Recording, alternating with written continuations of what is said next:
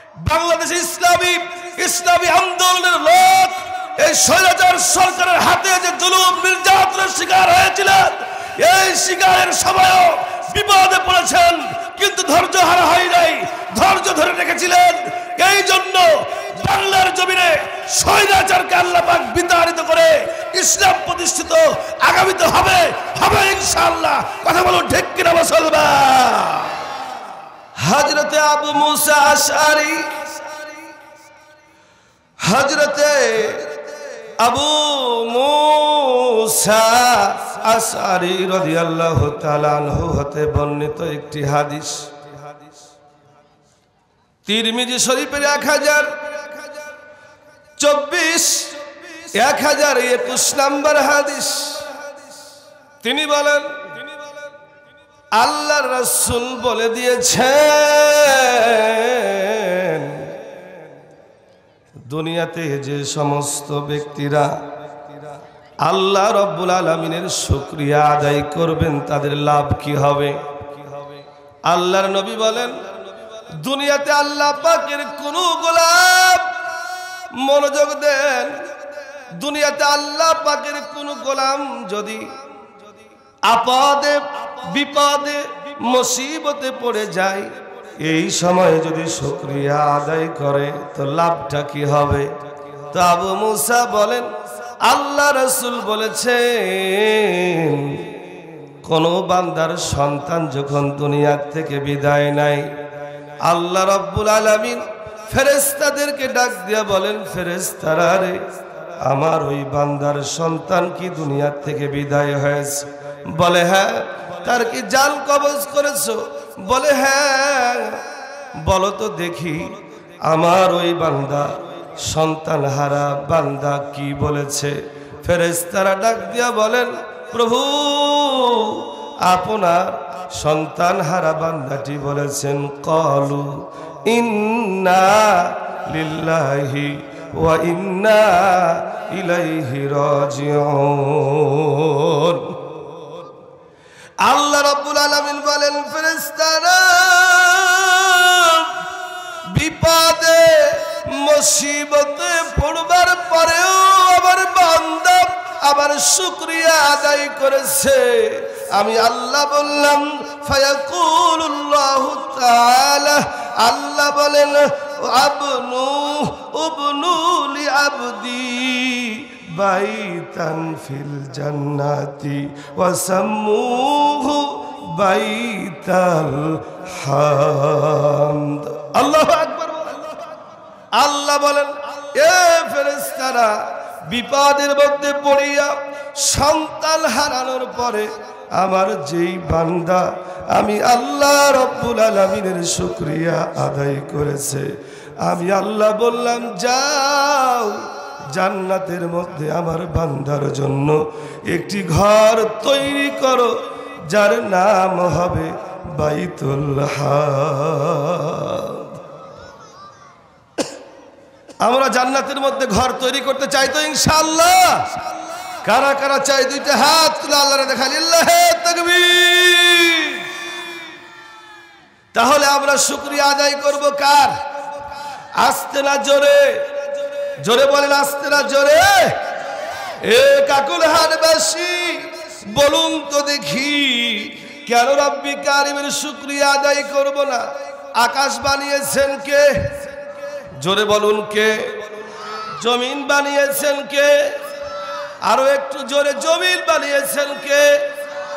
এই জমিনে গাছপালা রয়েছে, এগুলির জীবন দিয়েছেন কে? জোরে বলুন কে? মানুষ যদি খাবার না খেতে পায় 10 দিন 20 দিন 1 মাস পর মারা যাবে কিনা? কথা বলেন, যাবে না? ঠিক তেমনি গাছপালা তরুলতা এগুলিরও খাবারের প্রয়োজন আছে, সেই প্রয়োজনটা হচ্ছে পানি। কথা বলেন ঠিক কিনা? এই পানি বর্ষণ করেন কে? জোরে বলুন কে? আল্লাহ রাব্বুল আলামিন বলেন, আলাম তারা আন্নাল্লাহা আনজালা মিনাস সামাই মাআ। আল্লাহু আকবার।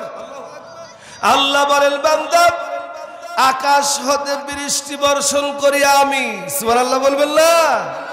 শুধু কি তাই, ফাখরাজনা বিহি সামারাতিম মুখতালিফান আলওয়ানুহা, এবং ওই বৃষ্টি জমিনে যখন পড়ে এরপরে ওই বৃষ্টি দ্বারা রং বেরঙের ফলমূল আমি আল্লাহ রব্বুল আলামিন উদ্গত করি। শুধু কি তাই বান্দা, আকাশ থেকে বৃষ্টি বর্ষণ করি, ওই বৃষ্টি দ্বারা ফলমূল জমিনে উদ্গত করেই আমি ক্ষান্ত হই নাই। তোমরা একটু পাহাড়ের দিকে তাকাও, যান খাগড়াছড়ি, বান্দরবন, এগুলি বাদ দেন। বাংলাদেশ হাজী সাহেব যারা আছেন, সৌদি আরব যান, মক্কা মদিনায় পাহাড় কত উঁচু উঁচু। আল্লাহ পাক বলেন, আল্লাহ রাব্বুল আলামিন বলেন, বান্দা ওয়ামিনাল জিবালি জুদাদুম বিদু ওয়া হুমরুম মুখতালিফুন আলওয়ানুহা। আল্লাহু আকবার। আল্লাহ বলেন, বান্দা তাকাও ওই পাহাড়গুলির দিকে। এই পাহাড়গুলিতে কেউ গিরিপথ তৈরি করেনি, আমি আল্লাহ করেছি। সুবহানাল্লাহ বলবেন না? তাহলে পাহাড়ে গিরিপথ তৈরি করেছেন কে? বৃষ্টি বর্ষণ করেন কে? ওই বৃষ্টি দ্বারা জমিনে ফলমূল উদ্গত করেন কে? সেই রব্বি কারিমের শুকরিয়া আদায় করবার দরকার আছে না নাই? শুধু কি তাই, একটু তাকান। আল্লাহ বলেন, ওয়াগরাবিবুসুদ, আহারে জমিনে অনেক রং বেরঙের ফলমূল আমি উদ্গত করে থাকি বান্দা। আপেল দেখছেন, আপেল, আপেল দেখতে লাল, আপেল দেখতে সাদাও আছে, আপেল দেখতে কিন্তু কালো আছে, আছে না নাই? আপেল দেখতে লালও আছে, কালো আছে, সাদাও আছে, সবুজ আছে। আল্লাহ রাব্বুল আলামিন বলেন, যেই আপেলেই তুমি কামড় মারো না কেন, কালার ভিন্ন হতে পারে কিন্তু স্বাদ আমি আল্লাহ একই দিয়ে দিয়েছি। এ কাকরহাটবাসী, ফলের দিকে তাকাবেন কেন, হাতের দিকে তাকান। আল্লাহ বলেন, আমি হাত তোমাদেরকে দিয়েছি বান্দা, পা তোমাদেরকে দিয়েছি। হাত যদি হাতের জায়গায় না দিতাম তোমরা খাবার খেতে পারতে না, দুনিয়াবি কোনো কাজ করতে পারতে না। তাকাও, কপালের দিকে কপাল দিয়েছি, এরপরে চক্ষু দিলাম দুনিয়ার নিয়ামতগুলি দেখবার জন্যে, নাক দিলাম ঘ্রাণ নেওয়ার জন্য, মুখ দিলাম খাবার খাওয়ার জন্য, মুখের মধ্যে জিহ্বা দিয়েছি বিভিন্ন রকমের স্বাদ উপভোগ করবার জন্য। বান্দারে, এই জিহ্বাতে, এই মুখের মধ্যে তুমি যদি আপেল খাও, জিহ্বা এই যে স্বাদ উপভোগ করাবে। তুমি যদি আপেল খাও, জিহ্বা বলবে আপনি আপেল খেয়েছেন। আপনি যদি কমলা খান, জিহ্বায় কমলার স্বাদ দিয়ে দিবে। আপনি যদি আঙ্গুর খান, আপনি জিহ্বা দ্বারা আঙ্গুরের স্বাদ পেয়ে যাবেন। আপনি যদি গরুর গোশত খান, এই জিহ্বা বলবে আপনি গরুর গোশত খেয়েছেন। আপনি যদি খাসির গোশত খান, এই জিহ্বা বলে দিবে আপনি খাসির গোশত খেয়েছেন। আপনি যদি বকরির গোশত খান, এই জিহ্বা বলে দিবে আপনি বকরির গোশত খেয়েছেন। রে কাকনবাসী, একটু কি জোরে বলা যাবে না সুবহানাল্লাহ? এত নিয়ামত আল্লাহ দিলেন, সেই রব্বি কারিমের শুকরিয়া আদায় করবার দরকার আছে না নাই? সকলেই সে রব্বি কারিমের উপর শুকরিয়া আদায় করি, সকলে বলি আলহামদুলিল্লাহ। যে নবীর মাদ্রাসায় আজকে তাফসীরুল কোরআন মাহফিল, সেই নবীর উপর দুরূদ বর্ষিত হোক। সংক্ষিপ্ত আকারে সকলেই পড়ি সাল্লাল্লাহু আলাইহি ওয়াসাল্লাম। সম্মানিত সুধী, ভূমিকা ছাড়াই আমি আপনাদের সামনে আলোচনায় যেতে চাই। যেহেতু সময় অতি অল্প, আমি শুধু শুকরিয়া আল্লাহ পাকের আদায় কেন করবেন না একটু বোঝাতে গিয়ে কয়েকটি কথা বললাম। এজন্য আপনাদেরকে বলতে চাই, আল্লাহ রাব্বুল আলামিনের এই তাফসীরুল কুরআন মাহফিলে আমরা যে এসে বসলাম, এতে আমরা সকলেই খুশি আছি। আল্লাহ পাকের উপর শুকরিয়া আদায় করেছি। এজন্য আপনাদের কাছে আমি একটি কথা মাত্র বলতে চাই, সেটি হচ্ছে এই, শুকরিয়া আদায় করেছি আল্লাহ। তাফসীরুল কুরআন মাহফিলে এসে আমরা খুশি হয়েছি, সকলেই খুশি হয়েছি, কিন্তু নবীজিকে খুশি করানোর সময় একটু কেন জানি দুর্বলতা ভাব হলো। মানে নবীর ওপর দুরূদটা পড়তে গিয়ে কেন জানি কৃপণতা হলো। তো নবীর প্রতি যদি এবার দুরূদ পড়তে বলি তাহলে জোরে হবে তো ইনশাআল্লাহ? হবে তো ইনশাআল্লাহ? এটা প্রস্তুত থাকবেন। কিন্তু যাই হোক, ভূমিকা ছাড়াই আলোচনায় আমি যেতে চাই। এর আগে একটু আমি গুছিয়ে নিতে চাই, যারা পিছনে বসে আছেন একটু সামনের দিকে এগিয়ে আসুন তো বাজান, আর একটু জিকির করি লা ইলাহা। একটু আসেন আসেন, পিছনে যারা বসে আছেন একটু সৌন্দর্য মণ্ডিত হোক করেন মাহফিল, একটু সামনের দিকে আসেন। লা ইলাহা ইল্লাল্লাহ সুবহানাল্লাহ আলহামদুলিল্লাহ লা ইলাহা ইল্লাল্লাহ লা ইলাহা ইল্লাল্লাহ মুহাম্মাদুর রাসূলুল্লাহ।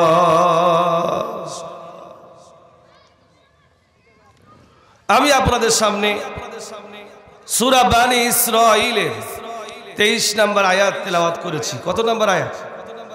জোরে বলুন, কত নম্বর আয়াত? এই আয়াতটিকে সামনে রেখে আমি নগণ্য আল্লাহ পাকের গোলাম কয়েকটি কথা আপনাদের সামনে বলতে চাই। আমাকে বলবার এবং আপনাদেরকে শ্রবণ করবার আল্লাহ যেন তৌফিক দান করেন। আরো একবার বলি আল্লাহুম্মা আমিন। সম্মানিত সুধী, আল্লাহ পাক কি বলছেন সূরা বানী ইসরাঈলের 23 নম্বর আয়াত? আল্লাহ পাক বলেন, ওয়াকাদা রাব্বুকা আল্লা তা'বুদু ইল্লা ইয়্যাহু।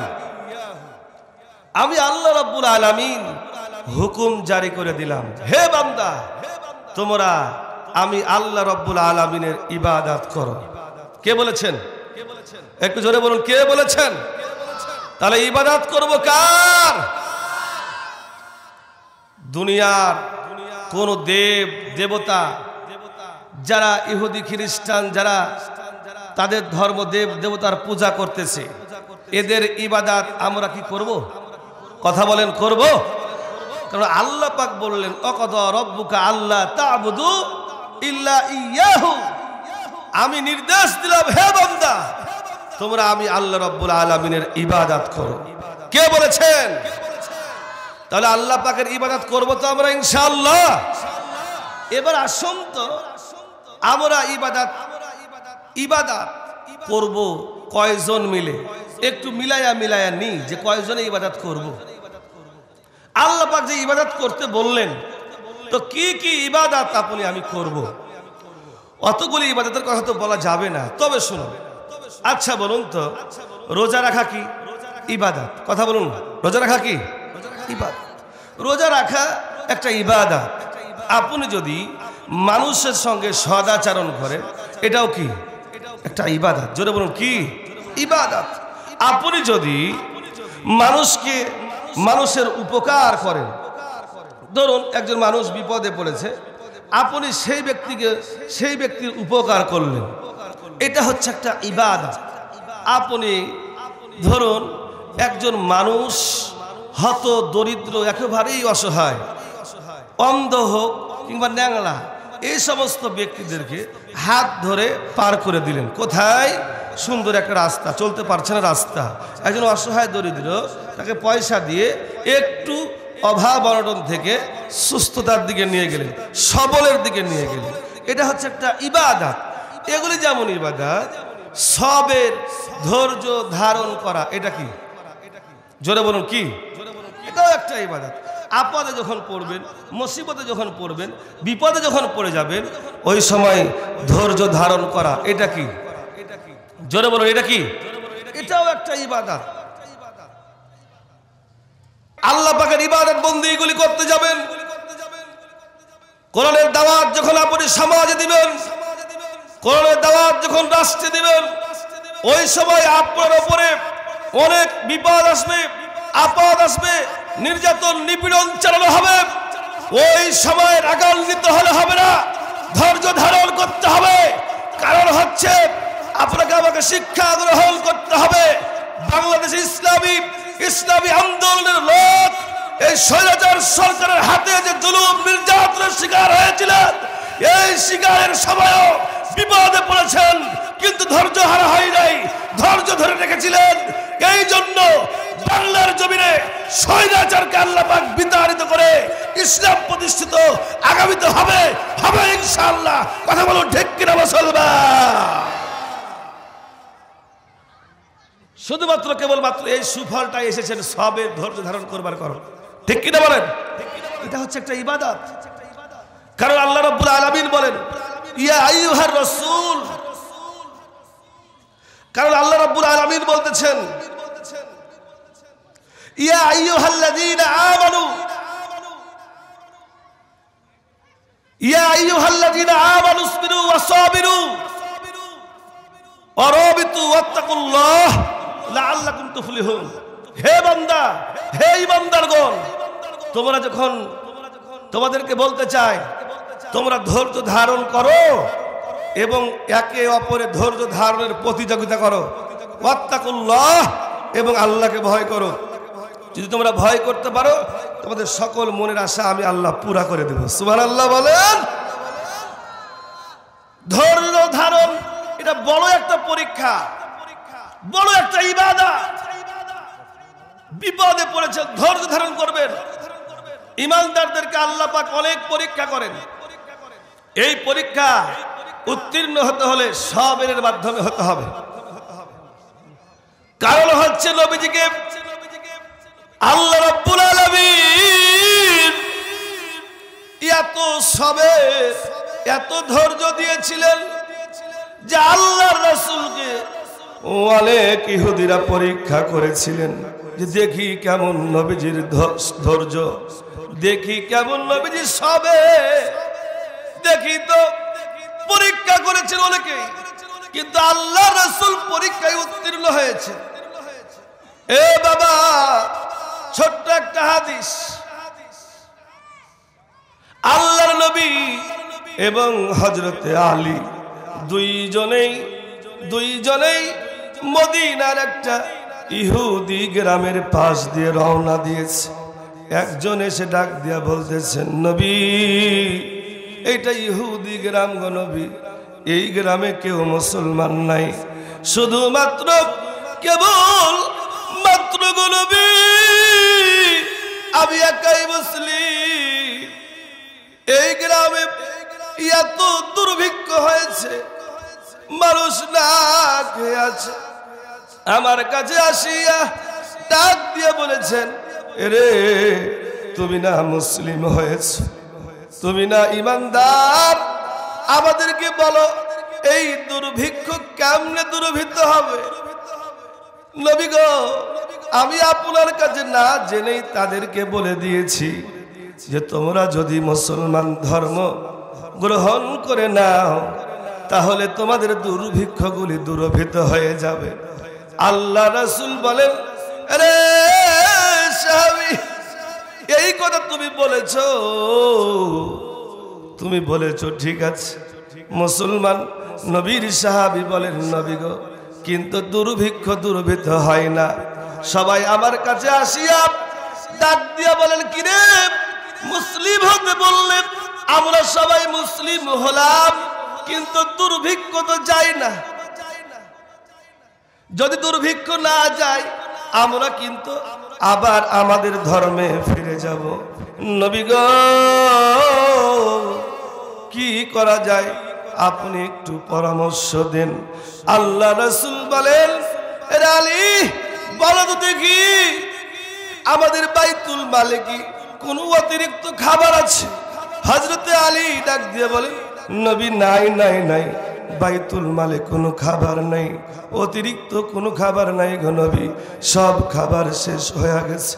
আল্লাহ রাসূল বলেন, কি করা যায়, কি করা যায় রে? এমতো সময় একজন বড় লোক ইহুদি নবীজির সামনে আসিয়া ডাক দিয়া বলতেছেন, নবী গো, আমার কাছে 40 মিসকাল স্বর্ণ মুদ্রা আছে, আপনাকে এই স্বর্ণ মুদ্রাটা দিতে চাই।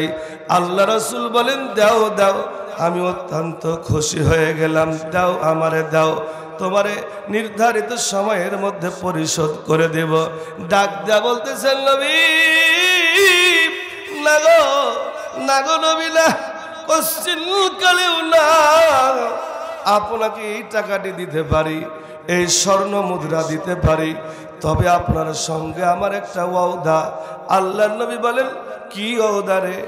বলতেছেন, নবী গো, আমি 40 মিসকাল স্বর্ণ মুদ্রা আপনারে দিব, 3 মাস সময় দেব গো নবী, এর মধ্যে আপনার 40 মণ খাজুর দিতে হবে। আল্লাহর রাসূল বলেন, আরে ইহুদি, 3 মাস তো অনেক সময়, এর মধ্যে খাজুর পেকে যাবে, আমি তোমারে দিয়ে দিব, 40 মণ খাজুর তোমারে দিয়ে দিব, দাও আমারে 40 মিসকাল স্বর্ণ মুদ্রা আমারে দাও। ওয়াদাবদ্ধ হয়া আল্লাহ রাসূল 40 মিসকাল স্বর্ণ মুদ্রা লয়া ওই ইহুদি গ্রামের যিনি মুসলমান হয়েছেন তার হাতে এই 40 মিসকাল স্বর্ণ মুদ্রা উঠায়া দিয়া বলতেছেন, সবাই রে বন্টন করে দাও। নবীজি চলে গেলেন। একদিন যায়, 2 দিন যায়, 3 দিন যায়, আল্লাহর রাসূল 87 দিন, 3 মাস পুজতে বাকি। বলুন তো আর কয় দিন? চুক্তি ছিল কয় বছর, কয় মাসের? জোরে বলুন, কয় মাস? 3 মাস। 87 দিন পার হয়ে গেছে। আল্লাহ রাসূল আবার মদিনা থেকে এবার নবীর সঙ্গে হযরতে ওমরকে লয়া ওই ইহুদিদের গ্রামের পাশ দিয়ে রওনা দিয়েছেন। তো ওই যে 40 মিসকাল স্বর্ণ মুদ্রা যে ইহুদি দিয়েছিলেন, আরে ওই গ্রামে রাস্তা দিয়ে নবীজি যায়, ওই রাস্তা ঘেরাও করেছেন ইহুদি। নবীজিরে বলেন, আপনার রাস্তা দিয়ে পার হতে দেওয়া যাবে না। নবীজি বলেন, কেন রে? বলেন, নবী গো, আপনার ওয়াদা পূরণ করেন, আপনারে আমি 40 মিসকাল স্বর্ণ মুদ্রা দিয়েছিলাম, এর বিনিময়ে আপনি 40 মণ খাজুর দিবেন। নবী, আপনি এই মুহূর্তেই দিয়া দেন। আল্লাহর নবী বলেন, আরে ইহুদি, 3 মাস পুজতে এখনো 3 দিন বাকি আছে, আমি তো ওয়াদার বরখেলাপ করি নাই রে, তাহলে কেন আজকে তুমি আমার কাছে চাইতেছো? ইহুদি বলেন, নবী, আমি কোনো কথা জানতে চাই না, আজকেই আমি চাই, আপনাকে দেওয়া লাগবে। আল্লাহ রাসূল বলেন, রে ইহুদি, এ ইহুদি, 3 দিনের মধ্যেই তোমার খাজুর তোমারে দিয়ে দেওয়া হবে। কিন্তু শুনে নাই, যে নবীর জন্য রব্বি কারীম এত সুন্দর করে জমিনটারে সাজায় আছে রে, এই নবী রাহমাতাল লিল আলামিন, উম্মতের কান্ডার নবী রে। কাকুল হারবাসী, একটু দিলটা নরম করে দিয়া শুনবার বাবা। নবীজি ইহুদির গায়ে মালিশ করিয়া করিয়া ডাক দিয়া বলেন, ইহুদিরে, 3 দিনের মধ্যে তোমার খাজুর তোমারে দিয়ে দেওয়া হবে, আমারে আজকে ছেড়ে দাও। ইহুদি না ছাড়িয়া দয়ার নবীর কলারটা এরকম ভাবে চাপ দিয়ে ধরেছে। ইহুদি নবীজির কলার চাপ দিয়ে ধরছে রে। পাশে কিন্তু সবচাইতে নবীজির রাগান্বিত সাহাবী উমর রয়েছে। বলুন তো, উমরের রাগ কেমন হতে পারে? সব সাহাবায়ে কেরামদের চাইতে উমরের রাগ কম ছিল না বেশি? কথা বলেন, কম না বেশি? সব চাইতে বেশি রাগ হচ্ছে উমরের। নবীজির কলার ইহুদি যখন চাপ দিয়ে ধরেছে, উমর রাগে থরথর করে কাঁপছেন এবং চক্ষুগুলি লাল হয়ে গেছে, মুখ লাল হয়ে গেছে। ইহুদির দিকে চোখ রাঙ্গায়া হযরতে উমর তাকিয়ে আছেন। নবীজি কেমন ধৈর্যশীল, উমরকে ধমক দিয়া বলেন, উমর তোমার চক্ষু নিচু করো। উমর, কেন রে তুমি ইহুদির দিকে এইরকম ভাবে তাকাও? কি শিক্ষা দিলেন? আর আমরা কি শিখি? কেউ যদি আপনার একটা গালি দেয়, বংশ যদি একটু বড় হয়, তাহলে খবর আছে, ঠিক কিনা বলে? ক্ষমতা, এই ক্ষমতাচ্যুত যারা ছিল, ক্ষমতাবান যারা ছিল, এরা কিন্তু একবারে গরম গরম দিছিল, ঠিক কিনা বলে? একটু কিছু বললেই খবর আছে। কিন্তু নবীজি বললেন, উমর তোমার চক্ষুগুলি নিচে নামাও, ইহুদির দিকে কেন তাকাও? সে হলো পাওনাদার। আবু উমর ডাক দিয়া বলতেছে, নবী গো, আপনার কলার ধইরা ফেলছে, আমি কেমনে সহ্য করি? নবীজি বলেন, উমর রে মাথা নিচু করো। ইহুদিকে নবীজি বলেন, এরে ইহুদি, আমার কলার ছিঁড়ে দাও, তোমার 3 দিনের মধ্যেই তোমার প্রাপ্য তোমারে বুঝাইয়া দিব। ইহুদি বলেন, নবী আজ কি দেওয়া লাগবে? আল্লাহ রাব্বুল আলামিনের দোস্ত নবীজি উমরকে ডাক দিয়া উমরের কানের কাছে মুখটা লইয়া গিয়া বলতেছেন, উমর জলদি করে যাও, বাইতুল মাল থেকে 40 মণ খাজুর তুমি ইহুদিরে দিয়া দাও। ওমর রে 40 মণ খাজুর দেওয়ার পরে আবার অতিরিক্ত 10 কেজি খাজুর কিন্তু তুমি তারে দিয়া দিও বেশি। ওমর বলেন, নবী কেন গো, কিসের জন্য 10 কেজি খাজুর বেশি দিব? আল্লাহর নবী বলেন, ইহুদির আল্লাহর নবী বলেন, ওমর রে তুমি যে চোখ রাঙ্গায়া ইহুদির দিকে তাকিয়েছো, এর জন্য জরিমানা স্বরূপ 10 কেজি খাজুর বেশি দিয়া দিবা।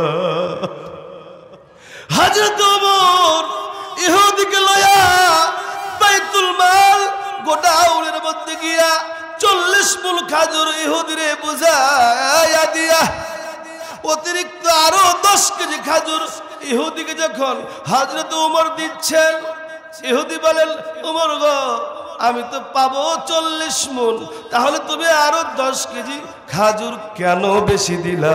হযরত ওমর রাগে বলতেছেন, ইহুদি যা দিচ্ছি নাও, নিয়া জলদি জলদি বিদায় হও। ইহুদি বলতেছেন, ওমর যতক্ষণ পর্যন্ত এই 10 কেজি খাজুর কেন বেশি দিলা বলতে না পারবা, ততক্ষণ পর্যন্ত 10 কেজি খাজুর আমি অতিরিক্ত নেব না। ওমর বলতেছেন, আরে ইহুদি যেই সময় তুমি নবীজির কলার ধরেছিলে, আমি তোমার দিকে রাগান্বিত হয়ে তাকিয়েছি। এই যে তাকিয়েছিলাম রে ইহুদি, এই জন্য নবীজি বলেছেন জরিমানা স্বরূপ 10 কেজি খাজুর অতিরিক্ত ইহুদিরে দিয়া দিবা। ইহুদি এই কথা শুনি উমরকে ডাক দিয়া বলেন, উমর রে আমি এই জায়গায় খাজুর নিতে আসি নাই। আল্লাহু আকবার বলে, এর ওমর আমি খাজুর নিতে আসি নাই রে, আমি এসেছিলাম নবীজির ধৈর্য পরীক্ষা করবার জন্য। সুবহানাল্লাহ বলেন। আমি তাওরাত কিতাবের একজন বড় পণ্ডিত, আমি তাওরাত কিতাবের মধ্যে পড়েছিলাম শেষ জামানায় এমন একটা নবী আসবে, সে এমন ধৈর্যশীল হবে, তার গায়ে যদি কেউ অন্যায়ভাবে আঘাত করে সে প্রতিবাদ করবে না। এই পরীক্ষা করবার জন্য সময়ের আগেই আমি নবীর কাছে খাজুর চেয়েছিলাম। উমর রে দেরি করো না রে উমর, জলদি করে আমারে লইয়া নবীর কাছে যাও, আমি দেরি করতে চাই না, এখনই নবীজির হাতে হাত রাইখা আমি কালেমা পড়ে মুসলমান হয়ে যেতে চাই। আরে নবীর ধৈর্য ছিল কেমন, আর আমরা কেমন অল্পতে রেগে যাই, এমন রাগ, হায় হায় হায়। মানে যদি একটু টাকা পয়সা থাকে তাহলে রাগটা একটু বেশি ঝাড়ি, সবের না হয়। আর যদি একটু গরিব হই তাহলে কৌশলে কৌশলে কাজ করি, ঠিক কিনা বলে? এই তো আমাদের রাগ বেশি, ধৈর্য কম। এই জন্য বলতে চাই, রে কাকরহাটবাসী, বলুন তো দেখি, ধৈর্য ধারণ করা কি একটা ইবাদত না? ধৈর্য ধারণ করতে পারবো তো আমরা ইনশাআল্লাহ? আল্লাহ পাক তো বললেন, ওয়াকাদা রাব্বুকা আল্লা তা'বুদু ইল্লা ইয়াহু, তোমরা আবার ইবাদত করো। ইবাদতের মধ্যে ধৈর্য ধারণও পড়ে, ঠিক তেমনি ইবাদতের মধ্যে সালাত পড়ে কি না? কথা বলেন, পড়ে কি পড়ে না?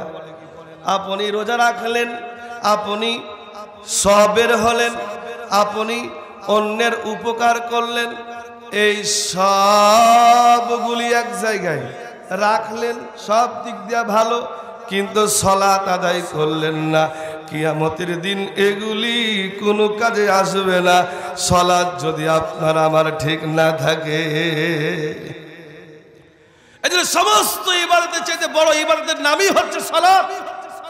এই সালাত আপনাকে আমাকে আদায় করার দরকার আছে না নাই? এটা হচ্ছে একটা ইবাদত। আল্লাহ পাক বললেন, বান্দা তোমরা সালাত এমন ভাবে আঁকড়িয়ে ধরো, এই সালাত থেকে তোমরা দূরে ছিটকিয়ে পড়ে যেও। কিন্তু আজকে আপনি আমি সালাত তো পড়তেই চাই না। এই যে এতগুলি মানুষ বসে আছে, যদি বলা হয় যে কয়জন এশারের নামাজ পড়েছি, হায় হায় ৩-৪ জন বলবে যে হ্যাঁ পড়েছি, বাকিগুলি নিজ দিয়ে মুখ করে কাজ নাই হুজুর, খুব বিপদের মধ্যে ছিলাম, ঠিক কিনা বলেন? মানে এরা শুধু খালি বাহানা আর বাহানা করতে থাকবে, কিন্তু মৃত্যুর পরে এই বাহানা কি চলবে?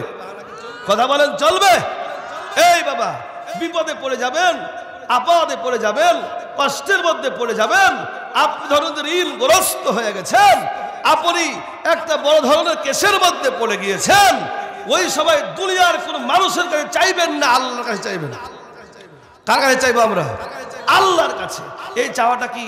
এই তাফসীর মাহফিলে বসে আল্লাহ দাও, আল্লাহ একটু দিয়ে দাও, বিপদ দূর করে দাও, আপদ দূর করে দাও। রাস্তায় হাঁটতে হাঁটতে বলবো আল্লাহ একটু আমার আপদ দূর করে দাও, বিপদগুলো দূর করে দাও, কষ্টের মধ্যে আছি, কষ্টগুলিকে একটু তুমি নরম করে দাও, হালকা করে দাও। এইরকম চাওয়া চাইলে আল্লাহ কবুল করে না? আল্লাহ চাওয়ার জন্য একটা সিস্টেম তৈরি করেছেন, তার নাম নামাজ। আল্লাহ পাক বলে ওয়াস্তাঈনু বিস-সাবরি ওয়াস-সালাহ, হে বান্দা তোমরা ধৈর্য এবং সালাতের মাধ্যমে আমি আল্লাহর কাছে চাও। কে বলেছেন? তাহলে আমরা আল্লাহর কাছে চাইবো কিসের মাধ্যমে? সালাতের মাধ্যমে। বলুন কিসের মাধ্যমে? সালাতের মাধ্যমে। তাহলে এই সালাত আমরা আদায় করবো তো ইনশাআল্লাহ। কানা কানা করবো, দুইটা হাত তুলে দেখা, লিল্লাহি তাকবীর। হাত কিন্তু নামিয়ে যারা দিয়েছে কিন্তু পড়বে না, এই জন্য নামিয়ে দিয়েছে। পড়বো তো সকলে ইনশাআল্লাহ। আল্লাহ কবুল করুন, সকলে বলে আল্লাহ। তাহলে সালাত একটা ইবাদত। এই ইবাদতটা মজবুত করে আপনাকে আমাকে আঁকড়ে ধরতে হবে, না হলে বাবা আজকে যদি মালাকুল মউত আজরাইল চলে আসে, বলুন তো কি উপায়টা হবে আপনার আমার? কেমনে আপনি আমি কবর বাড়িতে মুনকার নাকিরের সওয়ালের জবাব দিব? বলুন তো এই কবর বাড়িতে একা একা কেমনে থাকবো যদি আপনি আমি দুনিয়াতে সালাত আদায় না করে দুনিয়া থেকে বিদায় নিই? এই জন্য বলতে চাই বাবা, আসুন সালাত এমন একটা ইবাদত যেই সালাত আপনাকে জান্নাতে নিয়ে চলে যাবে। সুবহানাল্লাহ বলবেন না? আরে সালাত তো মুমিনদের জন্য ভারী হতে পারে না। কথা বলেন, মুমিনদের জন্য কি সালাত ভারী হবে? না। আল্লাহ পাক বলতেছেন ওয়া ইন্নাহা লাকাবীরাতুন ইল্লা আলাল খাশিঈন, সালাত তাদের জন্য হালকা যারা আল্লাহকে ভয় করে। আমরা কাকে ভয় করি? কথা বলেন, কাকে ভয় করি? তা আল্লাহ পাক বলছেন সালাত তাদের জন্য হালকা হবে যারা আমি আল্লাহকে ভয় করে। সালাত তাদের জন্য ভারী হবে যারা আমি আল্লাহকে ভয় করে না। এবার যারা নামাজ পড়েন না, তাদের তো সালাত অত্যন্ত ভারী লাগে, এই জন্যই তো পড়েন না, নাকি বলতেছেন? তাহলে বুঝলেন, সালাত যদি না পড়ি, আপনার আমার ভিতরে আল্লাহ পাকের ভয় নাই, আজকে যদি মৃত্যু হয়ে যায় কবরের ভয়ঙ্কর শাস্তি কেমনে সহ্য করব? ছোট্ট একটা দৃষ্টান্ত আপনাদেরকে দিতে চাই। সালাত না আদায় করলে শাস্তি কি হবে, এই বিষয়ে একটি হাদিস আপনাদের সামনে বলতে চাইব। 8 বছরের ছোট্ট একটা মাসুম বাচ্চা দৌড়ায়, মনোযোগ দিবেন এই আলোচনাটিতে, দৌড়ায়া নবীজির কাছে গেলেন, নবীজিকে ডাক দিয়া বলতেছেন, নবী, নবী গো, আপনি তো মসজিদে নববীতে বসে আছেন গো নবী, আপনি কি খবর রেখেছেন আপনার সাহাবী আমার আব্বা জান দুনিয়া থেকে বিদায় নিয়েছে? নবীজি বলেন, আরে সাহাবীর ছেলে মাসুম বাচ্চা গো, তোমার আব্বা কি মারা গিয়েছে? বলে হ্যাঁ। কখন মারা গেল? রাত্রি বেলায় মারা গিয়েছিল। কেন আসলে? কাঁদতে কাঁদতে ছোট্ট 8 বছরের শিশু নবীজিকে ডাক দিয়ে বলতেছেন, নবী গো, ও আল্লাহর নবী, আপনার কাছে এই জন্য আসলাম, আমার আব্বা যেহেতু আপনার সাহাবী, বলুন তো গো নবী, আমার আব্বা জান কি জান্নাত পাবে? ডাক দিয়ে বলতেছেন, রে সাহাবী, কেমনে বলি রে, তোমার আব্বা জান জান্নাত পাবে কিনা? নবীজি এই কথা বলে মাথা নিচু করে বসে আছে। কারণ হচ্ছে নবীজি কোনো কথা বাড়তি বলতে পারেন না যতক্ষণ পর্যন্ত রব্বি কারিমের অনুমতি, রব্বি কারিমের কাছ থেকে জিবরাইল কথা না নিয়ে আসে। আল্লাহ রাসূল মাথা নিচু করে বসে আছেন, এমন সময় জিবরাইল আল্লাহ রাসূলের কাছে আসলেন, ডাক দিয়া বলেন, নবী চিন্তা করবেন না, আপনার সাহাবীর এই বাচ্চাটিকে বলে দেন তার আব্বা জান্নাতি। সুবহানাল্লাহ বলবেন না? নবীজি বলেন, রে মাসুম বাচ্চা, যাও, আমি নবী বলে দিলাম তোমার আব্বা জান্নাতি ইনশাআল্লাহ। ছোট্ট মাসুম বাচ্চা বলেন, নবী আপনি যেহেতু ইনশাআল্লাহ বলেছেন, আমার আব্বাজান জান্নাতি হতেও পারে নাও পারে। নবী গো, আপনাকে একবারে কনফার্ম কথা দেওয়া লাগবে, আমার আব্বাজান কি জান্নাতি হবে। কারণ হচ্ছে নবীজি কোনো কথা ওহী মারফত ছাড়া বলতে পারেন না। ওমা ইয়ানতিকু আনিল হাওয়া ইন হুয়া ইল্লা ওয়াহয়ু ইউহা। আল্লাহ রাসূল সমস্ত কথাগুলি নিজে বলেন না যতক্ষণ পর্যন্ত ওহী আল্লাহ রাসূলের কাছে না আসে। রে কাকনহারবাসী ছোট্ট বাচ্চাটি বলতেছেন, নবী বলুন কনফার্ম আমার আব্বা কি জান্নাত পাবে? জিবরাইল নবীজির কাছে আসলেন, ডাক দিয়ে বলেন, নবী গো, আপনার সাহাবী ছোট্ট মাসুম বাচ্চাটিকে বলে দেন তার আব্বা একেবারে জান্নাতি। সুবহানাল্লাহ বলে। ছোট্ট সাহাবীকে নবীজি বললেন তোমার আব্বা জান্নাতি। ছোট মাসুম বাচ্চা চোখের পানিগুলি ফেলে দিয়ে কাঁদতেছেন আর ডাক দিয়ে বলেন, নবী আমার আব্বা জান্নাতি যদি হয় তাহলে নবী গো বলুন আমার আব্বা জান এতদিন ছিল, আমার আব্বারে তো আমি আব্বা আব্বা বলে ডাকতাম, আজকে আমি এতিম হয়ে গেছি, আব্বা নাই গো নবী, কি করি, কারে আব্বা বলে ডাকবো? আল্লাহ রাসূল ছোট্ট বাচ্চাটিকে ডাক দিয়ে বলতেছেন, রে রে ছোট্ট মাসুম বাচ্চা শুনে নাও, তুমি তো 8টি বছর তুমি তোমার আব্বারে আব্বা বলে ডেকেছো, কিন্তু আমি নবী এমন ইয়েতিম নবী রে, আমি এমন ইয়েতিম নবী, আমি যখন আমার মায়ের পেটে 6 মাস আমার আব্বা জান দুনিয়া থেকে বিদায় নিয়েছে।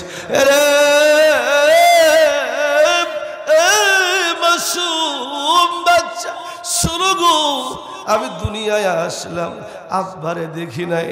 আমি আস্তে আস্তে করে যখন বড় হলাম, একটু খেলাধুলা করতে শিখলাম। এমন সময় আমি দেখি আমার খেলার সাথী আমার ভাইয়েরা, এদের সঙ্গে কারো মাস কারো আব্বা জান আসে। আমি দেখি খেলা শেষ হয়ে গেলে কারো আব্বা আসিয়া সন্তানটির টান দিয়া ধইরা এইরকম ভাবে বুকের মধ্যে চেপে ধরে রে ধরিয়া দুইটা গালে চুমো খায়। আমি নবী এতিম, আমার আব্বা নাই রে, আমারে তো কেউ কোলে লয় না, আমারে কেউ কোলে লয় না। কাকুর বাসি রে, এই নবীর মাদ্রাসা আজকে তাফসীরুল কুরআন মাহফিলে বসেছি। নবী কিন্তু এতিম ছিলেন বাবা। নবীজি বলেন আমি এতিম রে, আমার মা দরদির কাছে দৌড়াইয়া গেলাম, মারে ডাক দিয়ে বললাম মাগো, সবার আব্বারা আসিয়া ছোট ছোট বাচ্চাদেরকে কোলে এরকম ভাবে লইয়া মাগো দুইটা গালে চুমো খাই গো মা, বলো তো দেখি আমার আব্বা জান কোথায় আছে? নবীজি বলেন আমার মা আমার লইয়া আমার আব্বা জানের কবর জিয়ারত করতে গেলেন। আমি আব্বা জানের কবর জিয়ারত করতে যখন গেলাম, আমার মা দরদি ডাক দিয়ে বলেন রে আহমদ, রে মুহাম্মদ, দেখো এইখানে তোমার আব্বা শুয়ে আছে। আমার নবী ওই কবরের পাশে গিয়া ডাক দিয়ে বলেন বাবা গো, তুমি এই জায়গায় শুয়ে আছো, আমি তো তোমার আব্বা বলে ডাকতে পারি না। রে শিশু বাচ্চা, শুধু কি তাই রে, আব্বার কবর জিয়ারত করিয়া আমি যখন বাড়ির দিকে আসবো, আমার মা দুনিয়ার থেকে বিদায় হয়েছে। এতিম, আমি এতিম রে, 6 মাসে পেটের মধ্যে আমার আব্বা দুনিয়ার থেকে বিদায় নিয়েছে। 6 বছর বয়স আমার মা জান দুনিয়ার থেকে বিদায় নিয়েছে। এরে বাবা, এরে শিশু 8 বছরের যুবক, শুনো রে, আমি নবী এতিমের মায়া বুঝি। আয় রে, আমি নবী বলে দিলাম আজ থেকে তুমি আমারে আব্বা বলে ডাকবে।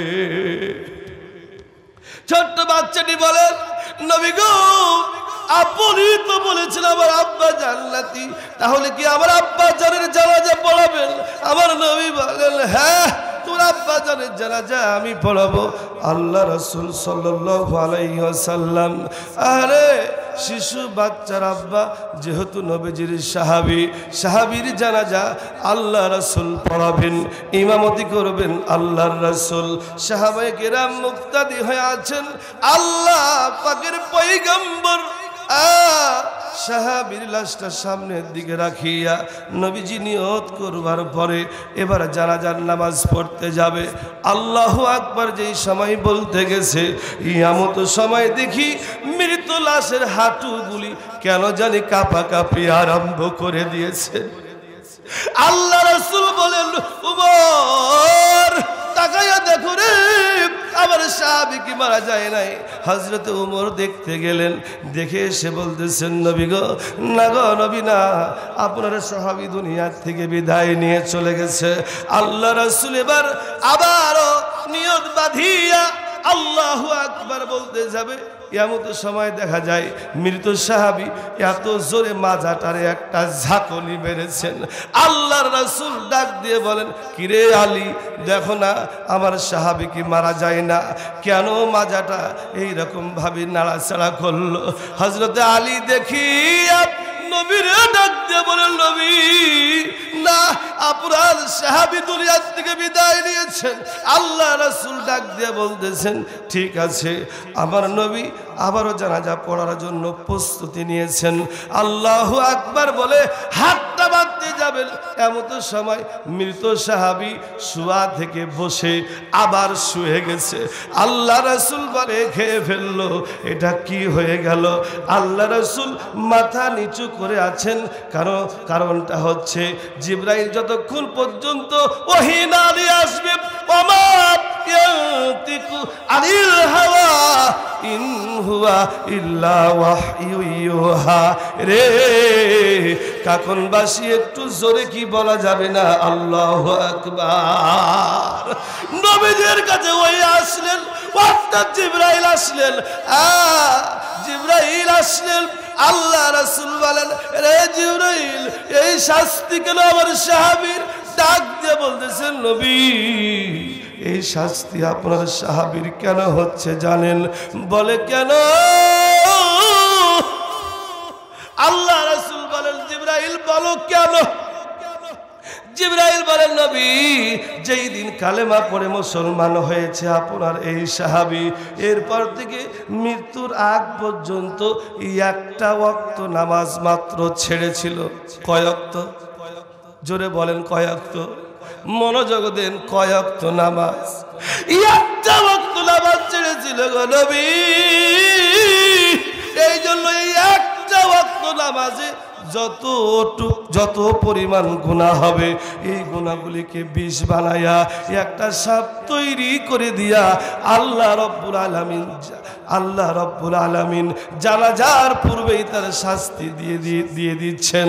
আগো নবী সাপ বানায়া ওই সাপরে দুনিয়ায় পাঠায়, ওই সাপ যখন আপনার মৃত সাহাবীর পা দিয়ে প্রবেশ করে হাঁটুতে একটা যখন কামড় মারছে গো নবী, হাঁটু এইরকম ভাবে নাড়াচড়া করেছে। এই হাঁটু দিয়ে প্রবেশ করিয়া মেরুদণ্ডের হাড়ের উপরে যখন একটা জোরে কামড় পেরেছে, আপনার এই সাহাবী সহ্য করতে না পেরে জোরে একটা মাজায় ঝাঁকুনি দিয়েছে। নবী গো,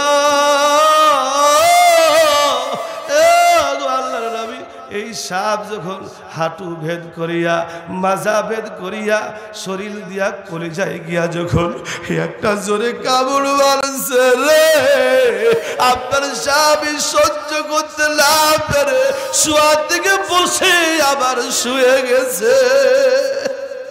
এরে কাকুরহাটবাসী, এই ইতিহাসটি বলবার একটাই কারণ হলো, একটা ওয়াক্ত সালাত যদি ছেড়ে দেওয়ার কারণে এই ভয়ঙ্কর শাস্তি আল্লাহ রব্বুল আলামিন দেয়। বলুন তো রে বাবা, কত ওয়াক্ত সালাত আপনি আমি হায়াতের জিন্দেগিতে ছেড়ে দিলাম? বাবা বলুন তো, কেমনে কবর বাড়িতে এই হিসাব দেব রে বাবা? হিসাব দেওয়া যাবে না। এই জন্য তওবার দরজা খোলা আছে, তওবা করিয়া আজ থাইকা আমরা জাহান্নামের ভয়ে 5 ওয়াক্ত সালাত আদায় করতে পারবো কিনা? কারা কারা পারবো? দুইটা হাত তুলে আল্লাহরে দেখাই। লিল্লাহে তাকবীর। আল্লাহ কবুল করে নাও। আপনার বান্দাগুলি ওয়াদা করেছে, আল্লাহ গো আজ থেকে 5 ওয়াক্ত সালাত আদায় করবে, এদেরকে 5 ওয়াক্ত সালাতি নামাজি বানায়া দাও, নামাজি না বানায়া মৃত্যু দিও না। এরে কাকুরহাটবাসী শুনো রে,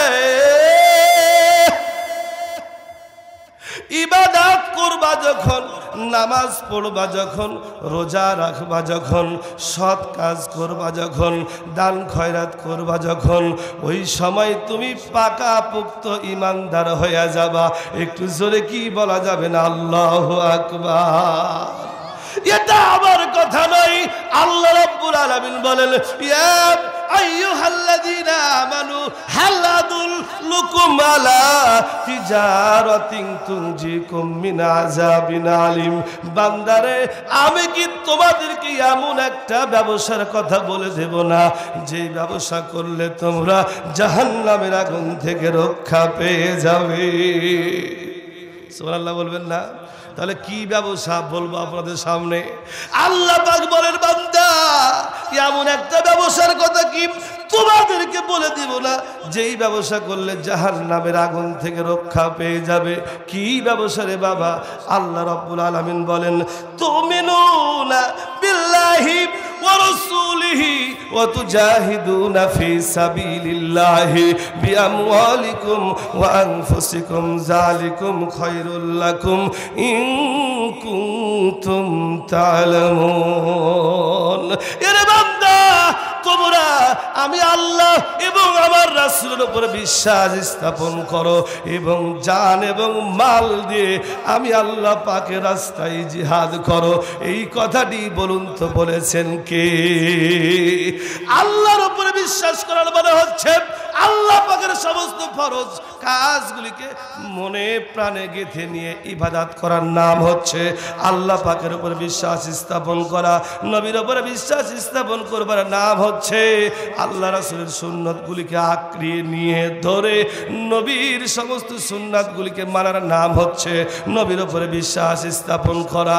এরে বাবা, আমি আর দূরে যেতে পারতেছি না, একটা কথাই শুধু বলতে চাই, হায়াতের জিন্দেগিতে রব্বি কারিমের ইবাদত করতে হবে। কারণটা হচ্ছে ওয়াকাদা রব্বুকা আল্লা তা'বুদু ইল্লা ইয়াহু, আল্লাহ হুকুম জারি করে দিয়েছেন তোমরা আমি আল্লাহ রব্বুল আলামিনের ইবাদত করো। এরপরে আল্লাহ বলেন ওয়াবিল ওয়ালিদাইনি ইহসানা ইম্মা ইয়াবলুগান্না ইনদাকাল কিবারা আহাদাহুমা আও কিলাহুমা উফি ওয়ালা তানহারহুমা। আল্লাহু আকবার। আল্লাহ পাক বলেন এরপরে তোমাদের জন্য আরো একটা বড় ইবাদত হলো তোমরা তোমার পিতা মাতার খেদমত করবে। বান্দারে, তোমার আব্বা এবং আম্মা যখন বৃদ্ধ হয়ে যাবে এদের সঙ্গে সদাচরণ করবে, এরা যখন অসুস্থ হয়ে পড়বে এদের সঙ্গে ভালো আচরণ করবে।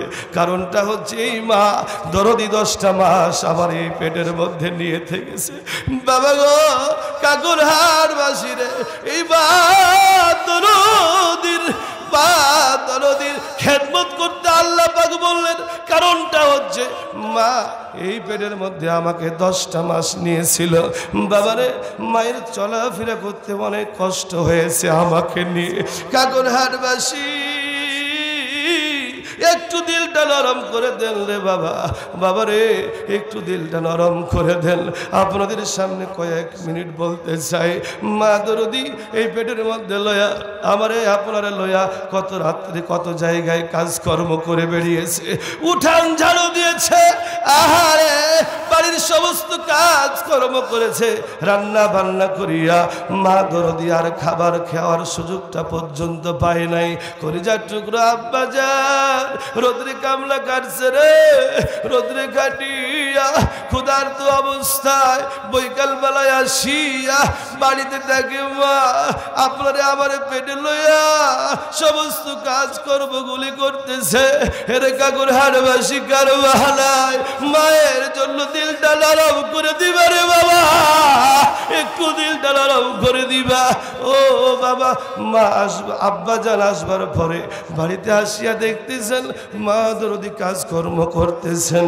আব্বা জান বলেন বিবি একটু খাবারের ব্যবস্থা করে দাও। আহারে মা দরদি বলতেছেন স্বামী গো একটু সবের আমি আসতেছি। মা কাজ কাম ফেলে দিয়া বাড়ির মধ্যে আসিয়া প্লেট স্বামীর সামনে রাখিয়া খাবারগুলি যখন বেড়ে দেয়, আব্বা জান মায়ের দিকে যখন তাকায় দেখে মায়ের কেন জানি চক্ষু শুকিয়ে গিয়েছে, মুখটা যেন কেমন বলি হইয়া গেছে রে। আপনারা আমার আব্বা জান ডাক দিয়া বলেছেন রে বিবি তুমি কি কিছু খাও নাই? ডাক দিয়া বলেছিলেন স্বামী গো কিছু খাই নাই গো স্বামী, কাজ করতে করতে সময় পার হয়ে গেছে। আপনারা আমার আব্বা জান ডাক দিয়ে বলেছিল বিবি রে আসো আমার সঙ্গে একটু খাবার খেয়ে নাও। মা দরদি সারাটা দিন না খাওয়া খাবার খাওয়ার জন্য প্লেটটা এইরকম ভাবে হাতে নিয়েছেন, খাবারটা বাড়িয়া তরকারিগুলি নাড়াচাড়া করিয়া একটা লোকমা খাবার মুখে দিতে যাবে রে, এমত সময় মা দরদি খাবারগুলি রাখিয়া বিছানায় গৌড়া গৌড়ি আরম্ভ করে দিয়েছে। আপনারা আমার আব্বা জান ডাক দিয়া বলেছিলেন বিবিরে কি হয়েছে, কিসের জন্য খাবার রেখে দিয়ে বিছানায় গৌড়া গৌড়ি করতেছ?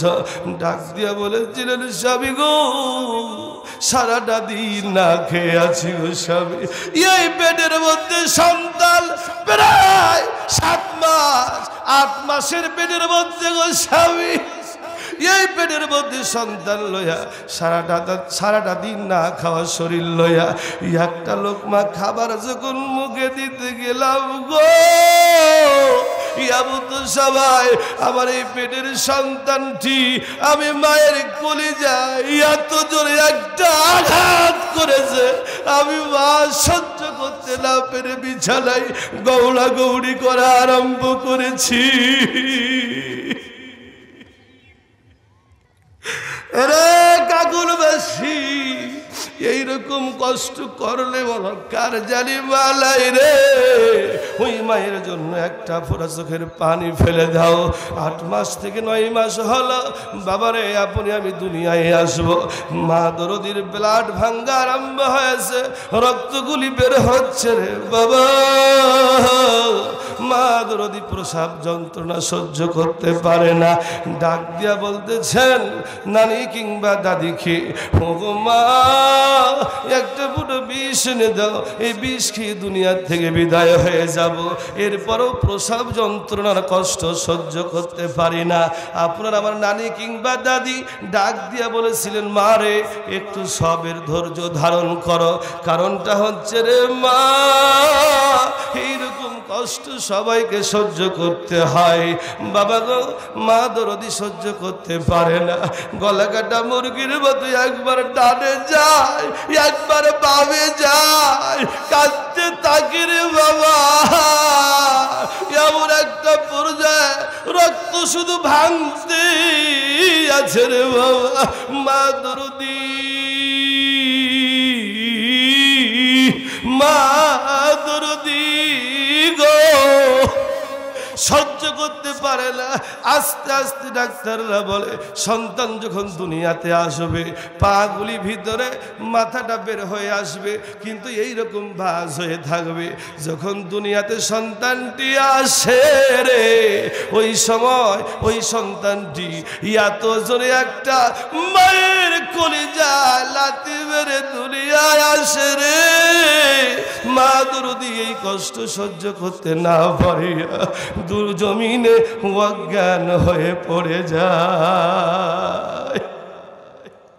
কার জানি বানাই রে বাবা এরকম কষ্ট মা দরদি করছে। আরে সন্তান যখন দুনিয়ায় আসলো মা দরদি অজ্ঞান হয়ে পড়ে আছে। আপনার আমার নানি কিংবা দাদি ওই সন্তানটিকে পরিষ্কার পরিচ্ছন্ন করে দিয়া আহারে একটা জায়গায় রাখছে রে, কিন্তু সন্তান যে দুনিয়ায় আসলো লাথি মেরে মায়ের কলিজায়, মায়ের কলিজা ফেটে চৌচির হয়ে গেছে। মা ডাক দিয়া বলেন এরে নানি কিংবা দাদি ডাক দিয়া বলে এরে আমার মেয়ের কি জ্ঞান ফিরবে না, আমার মেয়ের কি কোনো জ্ঞান ফিরবে না। এমন তো সময় সন্তান যখন একটিবার উম্মা বলে ডাকে রে সঙ্গে সঙ্গে মায়ের জ্ঞানটা ফিরে যায়। মা দরদির জ্ঞান ফিরলে আপনার আমার নানি কিংবা দাদিকে ডাক দিয়ে বলেন নানি গো ওগো মা ওগো দাদি মেহেরবানি করে আমার কলিজার টুকরো সন্তানটারে আবারে দাও, মা দাও গো মা দাও। আপনার আমার নানি কিংবা দাদি ডাক দিয়ে বলেছিলেন কিছুক্ষণ পূর্বেই তো বললে একটা ফোঁটা বিষ এনে দাও, বিষ খেয়ে দুনিয়ার থেকে বিদায় নেব, এই কষ্ট সহ্য করতে পারি না, তাহলে কিসের জন্য সন্তানকে চাও? ওরে মা আপনারা যারা পর্দার আড়ালে আছেন বাবা কার জানি বানাই আপনারা তো প্রসাব যন্ত্রণার কষ্ট সহ্য করেছেন, একটু দিলটা নরম করে দেন গো মা।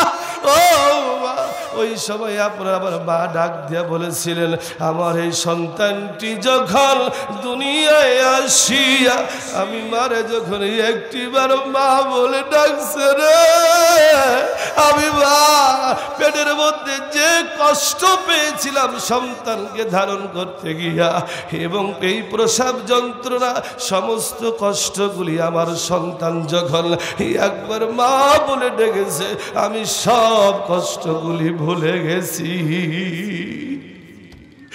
মায়ের কান্দন যাবজ্জীবন 2-4 মাসের বনের কান্দন রে, আরে ঘর পরিবারের কান্দন দুই একদিন পর থাকে না। জন্ম দুঃখিনী মা, দুঃখের দরদি মা, দুঃখের দরদি আমার জনম দুঃখী মা।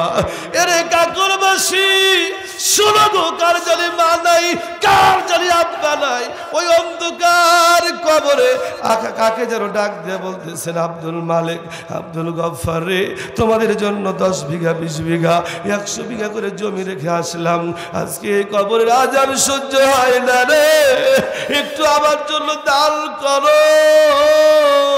হয়তো দানের বদৌলতে আবার আল্লাহ কবরের আযাব মাফ করে দিতে পারে। এরে কাকুরবাসী, এই জন্য আমি আপনাদের একজন সুপরিচিত মুখ আপনাদের সামনে 2টা হাত বাড়িয়ে দিলাম। নবীজি এতিম ছিলেন রে বাবা, এতিমের দয়া বুঝত। আজকে কাকনহাট হাফেজিয়া ইসলামিয়া মাদ্রাসার উন্নতি কল্পে তাফসিরুল কুরআন মাহফিল, আমার বাজান আমার পাশে বসে আছেন। আরে আবু সাইদ, আবুল কালাম, আল্লাহ তোমার লীলা খেলা কেউ বোঝে কেউ বুঝে না, কাউকে রাখো গাছতলাত, কাউকে রাখো বালাখানায়। আল্লাহ তোমার লীলা খেলা কেউ বোঝে কেউ বুঝে না। আল্লাহ বলেন বলেন, আল্লাহ জোরে জোরে, আল্লাহ আল্লাহ আল্লাহ। তো আমি আল্লাহ আল্লাহ করছি, তো এরা পিছন দিক থেকে এসে বলছে আমি বলছি, এই ভাই পিঠ তো সব ভেঙে ফেল দিবেন মনে হচ্ছে, যেভাবে ঝোঁকাঝুঁকি করছেন আপনার। আমি জিকিরটা করি সুরের মনোযোগ দিয়ে, কিন্তু আল্লাহ আল্লাহ করে তো ঝোঁকাঝুঁকি করছেন কেন? এরকম ইউটিউবে দেখতে পান না ঝোঁকাঝুঁকি করে না? আরে ওই জিকির তো আর সভ্যতার মধ্যে নাই। আল্লাহ পাকের জিকির করতে হবে নম্র এবং ভদ্রতার সঙ্গে। আল্লাহ তোমার লীলা খেলা কেউ বোঝে কেউ বুঝে না, কাউকে রাখো গাছতলাত, কাউকে রাখো বালখানায়।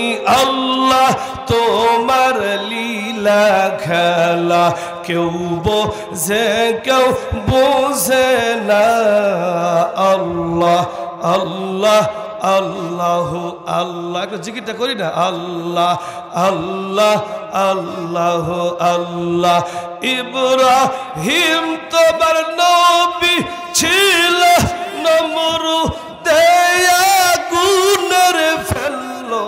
ইব্রাহিম তোমার নবী ছিল, নমরুদে আগুনের ফেললো। আগুন হইল ফুল বাগিচা, আগুন হইল ফুল বাগিচা, পশম কেন পুড়লো না? আল্লাহ তোমার লীলা খেলা কেউ বোঝে কেউ বুঝে না। আল্লাহ বলেন বলেন বলেন, আল্লাহ আল্লাহ। মুসা তোমার নবী ছিল, তোর পাহাড় সওয়ার করিল। মুসা তোমার নবী ছিল, তোর পাহাড় সওয়ার করিল। পাহাড় জইলা হইল সুরমা, পাহাড় জইলা হইল সুরমা। মুসা কেনে জ্বলল না? আল্লাহ তোমার লীলা খেলা কেউ বোঝে কেউ বুঝে না। আল্লাহ এই জিকিরটা করতেছি, আর ঝুল মারছে খালি। হ্যাঁ, তো এই ঝুল দিয়ে আমরা জিকির করতে চাই না, সভ্যতার মধ্যে করতে চাই, ঠিক কিনা বলে? সম্মানিত সুধী, আল্লাহ পাক আমাদের সবাইকে ইমানের সঙ্গে হায়াতের জিন্দেগিতে বেঁচে থাকবার জন্য তৌফিক দান করেন। সকলে বলে আল্লাহুম্মা আমিন। 5 ওয়াক্ত সালাত হায়াতের জিন্দগিতে আদায় করবার জন্য তৌফিক দান করেন। সকলে বলে আল্লাহুম্মা আমিন। এই কথা বলে আমার সংক্ষিপ্ত কয়েকটি কথা শেষ করলাম। আমার কথার মধ্যে যদি কোনো ভুল ত্রুটি হয়ে থাকে, ছেলে মনে করে, ছোট ভাই হিসেবে আপনারা ক্ষমা দৃষ্টি দেখবেন এবং আল্লাহ পাকের কাছে ক্ষমা চাই। ওয়া আখির দাওয়ানা আনিল হামদুলিল্লাহি রাব্বিল আলামিন। আসসালামু আলাইকুম ওয়া রাহমাতুল্লাহি ওয়া বারাকাতুহু।